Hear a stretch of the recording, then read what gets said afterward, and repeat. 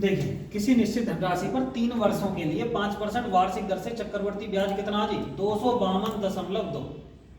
3 वर्षों के लिए 5% वार्षिक दर से चक्रवर्ती ब्याज।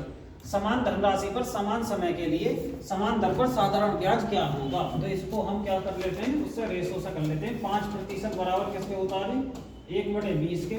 तो धनराशि 20 से कितनी हो रही है, 21 हो रही है। 3 सालों की बात कर रहा, तो इस पर भी क्यू कर लिए, इसका भी क्यू। तो इसका मतलब जब इसका क्यू करेंगे ये 8000 आएगा, और इसका जब क्यू करेंगे तो 9261 आएगा।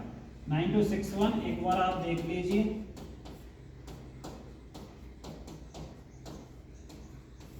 ठीक है।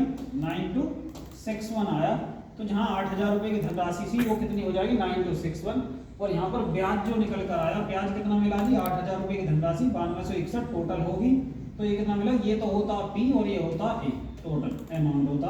तो ये हो गया जी 1261 ब्याज मिला, जबकि वो कह रहा 252.2 ब्याज मिला। अब मेरी बात ध्यान से समझिए, क्या ध्यान से देखिए, ये बिल्कुल डायरेक्ट कटेगा। अब 5 दूनी 10, 5 दूनी 10 और 11, 5 पंजे 25 है। इसका मतलब ये इसका सीधा 5 गुना, तो 5 बराबर किसके आया जी 1 के आया। 5 बराबर 1 तो हम 1 बराबर कर सकते हैं 1/5। अब हमें धनराशि कितनी है, धनराशि 8000।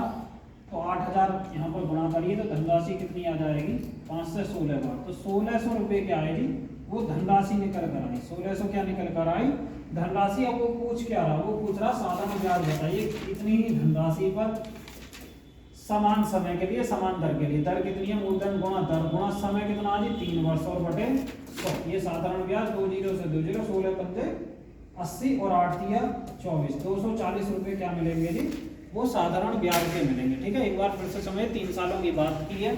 5% वार्षिक दर से चक्रवर्ती ब्याज ये है, इसको 5% 1/20 से, तो 20 से 21 होगी। 3 सालों के बाद क्यूब लगा दिए, ये 8000, ये 9261। 8000 रुपये की धनराशि 5% के हिसाब से 3 सालों के बाद 9261 हो जाएगी।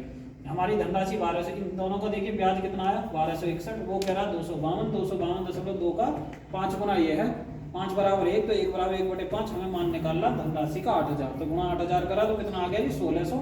जब 1600 आया, अब वो कह रहा है इसी धनराशि पर समान समय के लिए समान दर पर साधारण ब्याज कितना होगा 1600। दर कितनी है जी 5% गुणा समय 3/100, तो कितना आ गया 240। ये क्या है जी साधारण ब्याज हुआ। ठीक है, तो आज की क्लास को हम यहीं खत्म करते हैं, और बेहतर तरीके से आपको समझ में आ रहा होगा। अगर फिर भी कोई सवाल समझ में नहीं आ रहा तो वो कमेंट करके जरूर बताएं।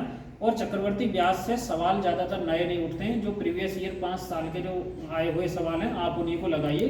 उसी तरीके के आपको सवाल मिलेंगे, जो के तो नहीं मिलेंगे, पर उसी कंसेप्ट पर आपको सवाल मिल जाएंगे। ठीक है, तो आज की क्लास को हम खत्म करते हैं। जय।